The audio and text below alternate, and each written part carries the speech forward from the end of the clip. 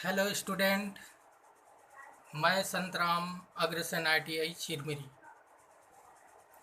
आप सभी को ज्ञात होगा कि आज पूरा भारत लॉकडाउन से बंद है, जिससे आप सभी को पढ़ाई में दिक्कत आ रही है। इसलिए हमारी संस्था ने ऑनलाइन से घर पर ही रहकर पढ़ाई की व्यवस्था किया है। अगर आपको इसमें कोई भी समस्या आती है, दिक्कत आती है, तो आप फ़ोन के ज़रिए से, व्हाट्सएप के ज़रिए से पूछ सकते हैं। आज हम पढ़ाएंगे ट्रांसफार्मर के बारे में।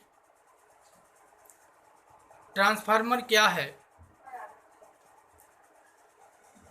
ट्रांसफार्मर एक ऐसी स्थैतिक उपकरण होता है जो AC वोल्टेज को कम या अधिक करता है। ट्रांसफार्मर विद्युत उत्पन्न नहीं करता और न ही पावर। यह उपकरण AC की उस वोल्टेज को निम्न वोल्टेज में और निम्न वोल्टेज को उच्च वोल्टेज में परिवर्तित करता है, बदलता है। कार्य के अनुसार से transformer power transformer, distribution transformer होते हैं। ट्रांसमिशन उद्देश्य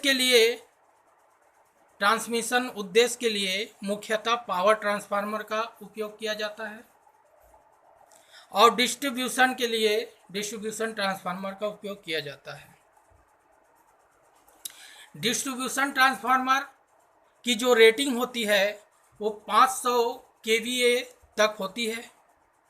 ये सामान्यतः 11 kV को 440 वोल्ट तक घटाने का कार्य करता है।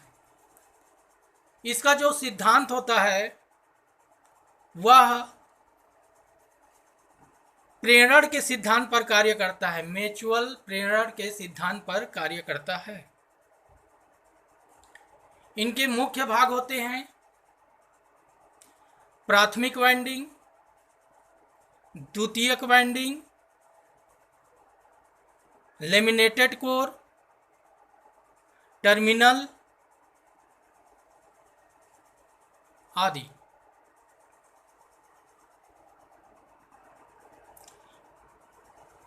ट्रांसफार्मर के जो वर्गीकरण होते हैं वो निम्न प्रकार से होते हैं।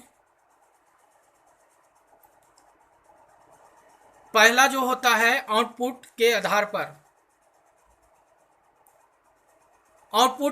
पर step up transformer, step down transformer. Output के आधार पर स्टेप अप ट्रांसफार्मर, अब स्टेप डाउन ट्रांसफार्मर। फेज की संख्या के आधार पर single phase transformer, 3 phase transformer.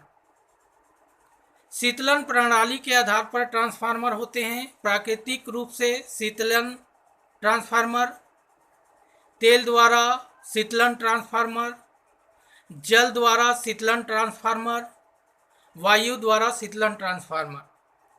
Output क्षमता के आधार पर transformer, auto transformer, instrument transformer. Core के आधार पर ट्रांसफार्मर, सेल ट्रांसफार्मर, बैरी ट्रांसफार्मर आदि होते हैं। ये सभी ट्रांसफार्मर वर्गीकरण के भाग हैं। ट्रांसफार्मर का कार्य जो होता है वो वोल्टेज को बढ़ाने और घटाने का कार्य करता है। ट्रांसफार्मर के और भी भाग होते हैं जिसे आगे हम पढ़ेंगे।